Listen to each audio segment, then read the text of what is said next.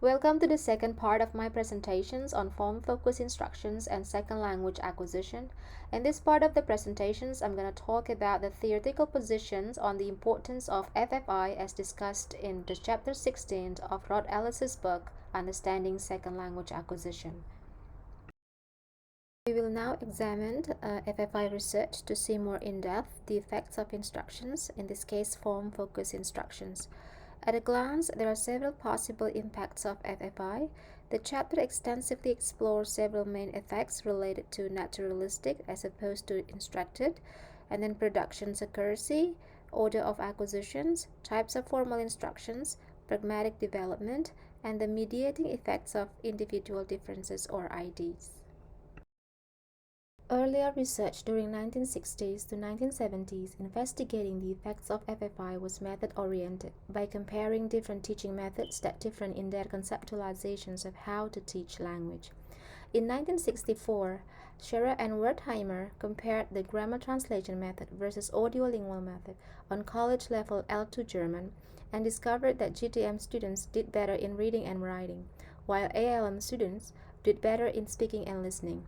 The results reflect the instructional emphasis of each of these methods. In 1970, Smith, through the Pennsylvania Project, compared the effects of traditional GTM versus functional skills or audiolingual versus functional skills plus grammar. Standardized tests showed no significant differences between the three methods, but the traditional method was superior in reading, and the GTM group surpassed the other two functional groups again after 2 years. However, the GTM group was significantly worse on a test of oral mimicry. In 1977, Asher found that in comparison with ALM, the TPR, or total physical response, produces greater short-term and long-term retentions of new linguistic material and better understanding of novel utterances. In the comparisons between traditional instructions as opposed to communicated instructions, Palmer 1979 found no significant differences between groups of Thai learners of English. Next, Hammond 1988 found that the experimental groups generally outperformed the comparison groups in exams, but many of the differences were not significant. Students in communicative classroom or the natural approach students did no worse in learning grammar than those in a traditional GTM program. And then in comparing between experiential and analytic teaching strategies, Allen et al. 1990 used the communicative orientations to language teaching or COLT to describe the teaching strategies used in 11 French classes.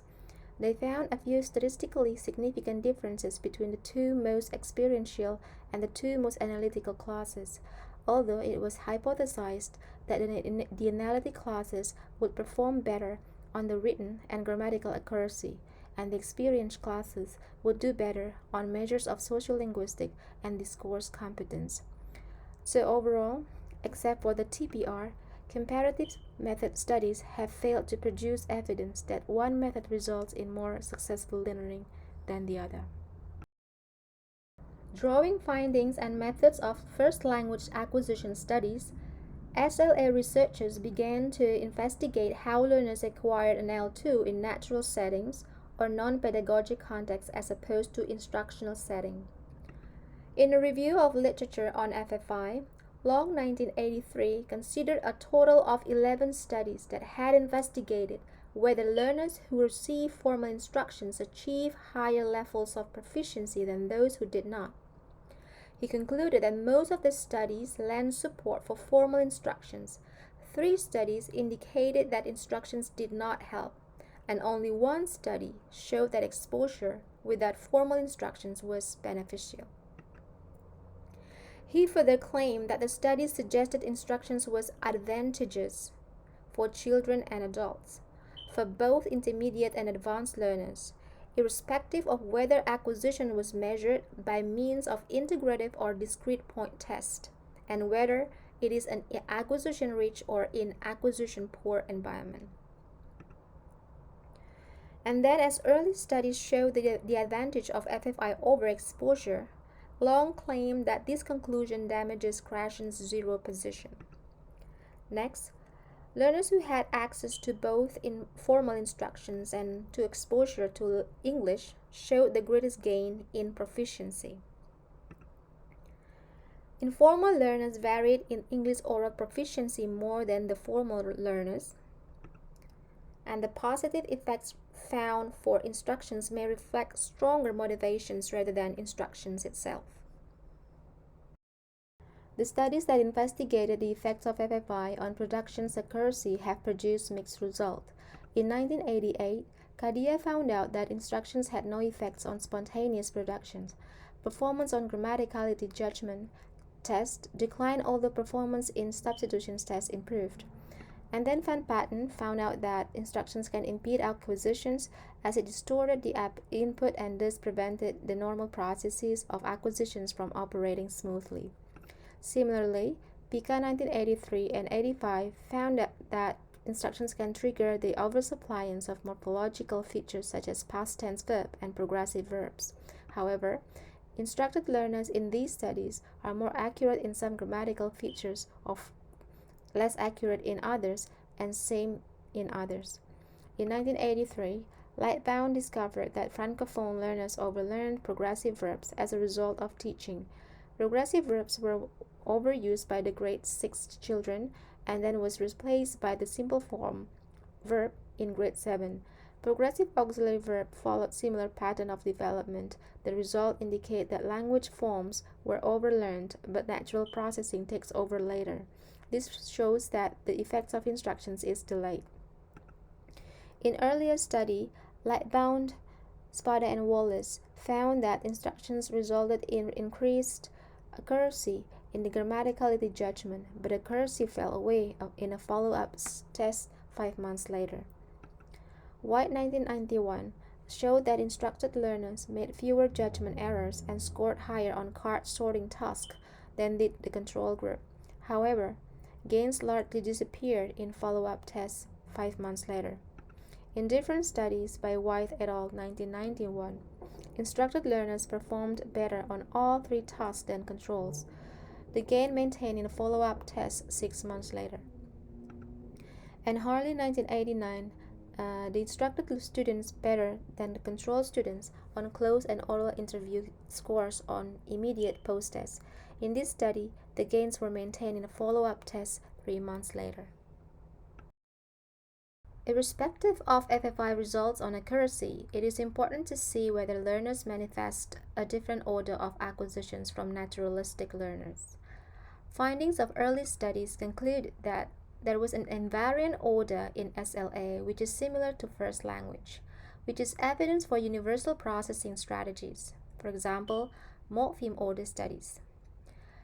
Specific morphemes were performed more accurately as a result of instructions. However, instructions is powerless to alter the sequence of acquisition. In terms of later studies, results show that there are developmental constraints on whether FFI is effective. Instructions can sometimes enable learners to beat the natural sequence. Also, instruction needs to be directed at just one stage above the one that the learner has already reached. Meanwhile, results of projection studies indicate that teaching a marked structure will help learners to acquire both the marked structure and its associated unmarked structure. So the instructions on object of prepositions is predicted to trigger the acquisitions of less marked feature, that is direct object or subject, and it might sound a bit confusing right now, but let me provide you with more information on the following slides. For your information, markedness is known as a distinction between pairs of linguistic features in which one value is seen as being natural or default and the other is being positive. In general sense, the distinction refers to the presence versus the absence of a feature. For example, plural is considered as marked feature and singular is considered as unmarked feature. Or another example, tall is unmarked and short is marked. So in relation to the accessibility hierarchy, Susan Guest postulates that the presence of a clause type implies the presence of all higher types.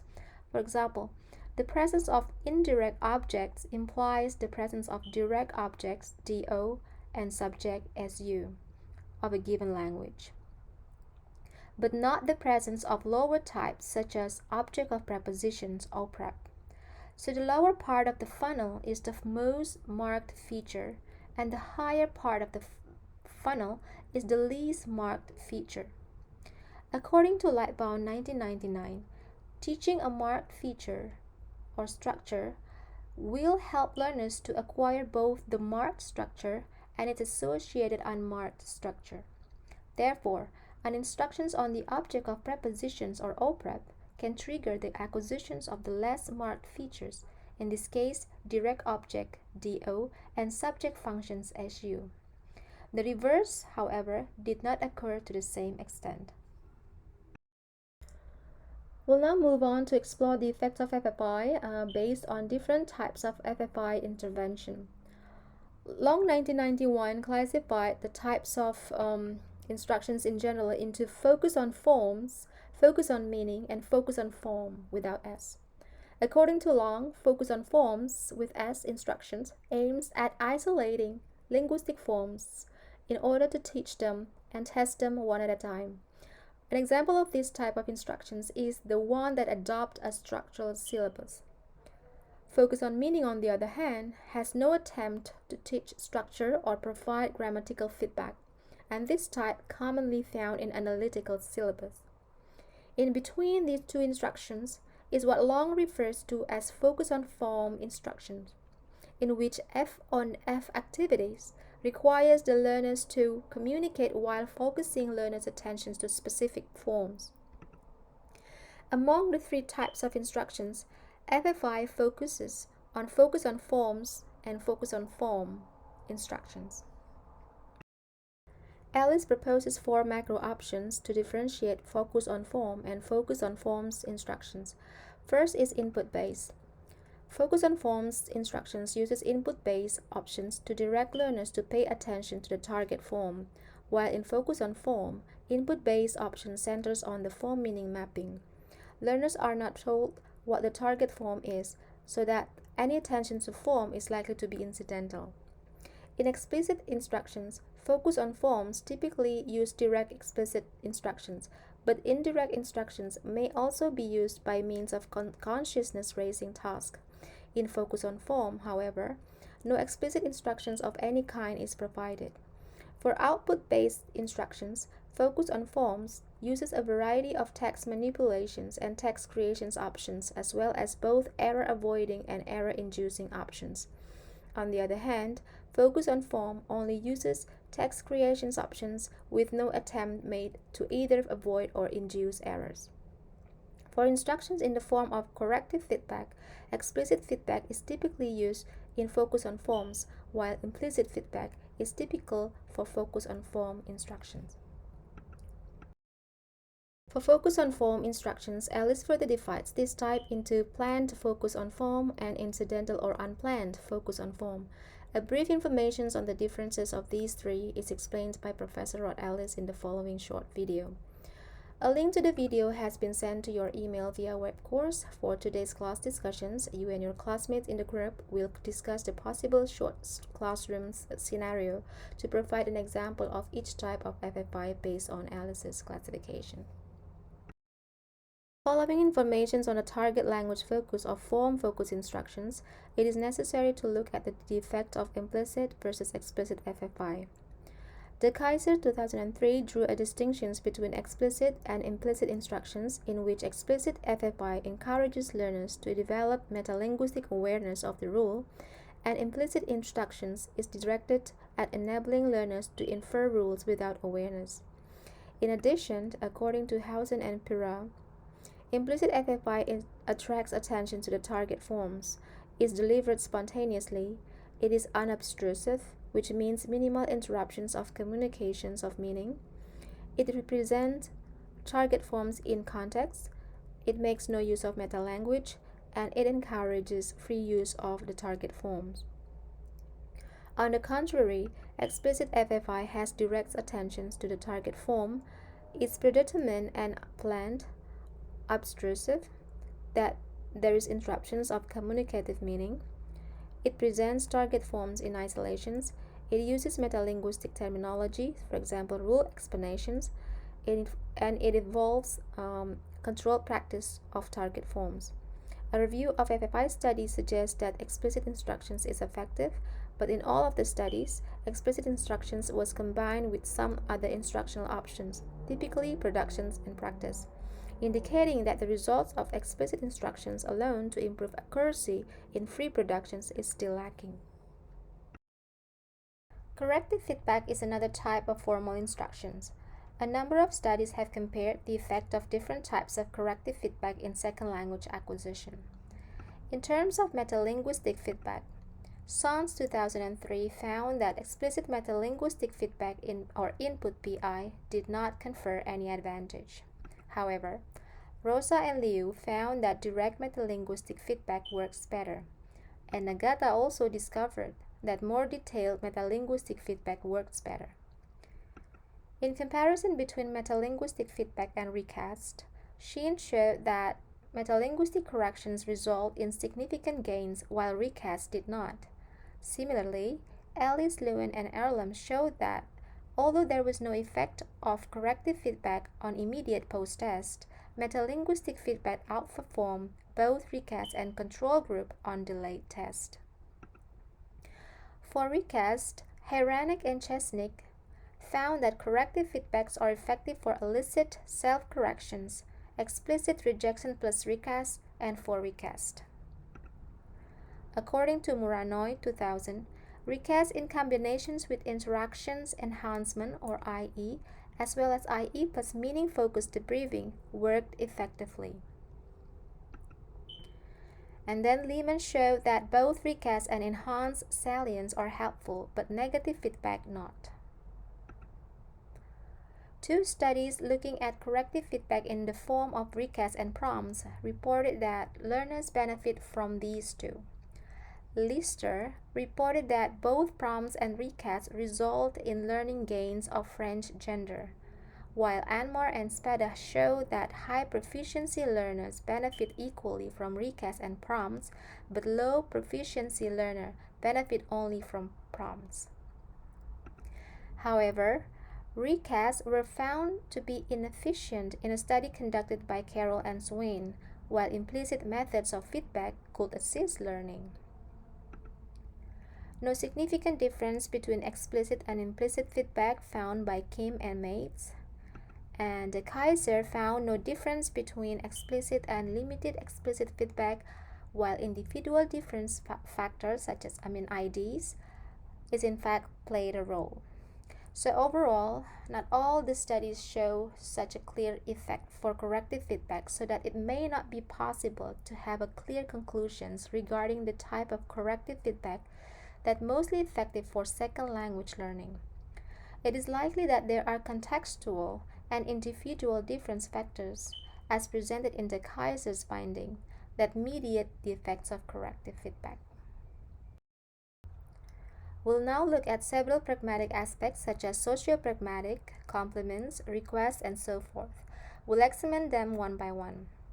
In terms of socio-pragmatic French addressed forms tu and vous, immediate and delayed post-tests showed clear gains in oral and written productions, and also in awareness of socio-stylistic differences. And then related to the interactional norms in responding to questions, after instructions, learners' talk displayed native speaker-like content features, but less so native speaker form features, and the gains still evident after 1 year. Focusing on English complements, no overall effect for the instructions, but the deductive group outperformed the control group on the discourse completion test. With regards to formulaic expressions for getting attentions, apologizing, and expressing gratitude, both multiple choice tests and role plays indicated no difference between the two groups. The explicit groups scored increased on the multiple choice test while the implicit groups decreased, and the reverse occurred for the role play group. For lexical or phrasal and syntactic downgraders of English request, structured input or SI, result in significant and sustained gains, and no difference between the SI and SI plus explicit feedback group. For individual differences or IDs, research shows that deductive treatment may have enabled learners with weaker analytical abilities to benefit from the instructions. Moreover, Robinson's revealed that memory has related to learning in more explicit conditions but not in the more implicit ones. Earlham adds that working memory is associated with the learning that results from an input-based instructions. Furthermore, intrinsic motivations lead to higher achievement in input-based instructions, and that learners with low language anxiety were able to benefit from corrective feedback in the form of recast to a greater extent than those with high anxiety. Thank you for watching. This presentation continues to Part 3 that discusses the durability of FFI effects in second language acquisitions and their relations to implicit knowledge.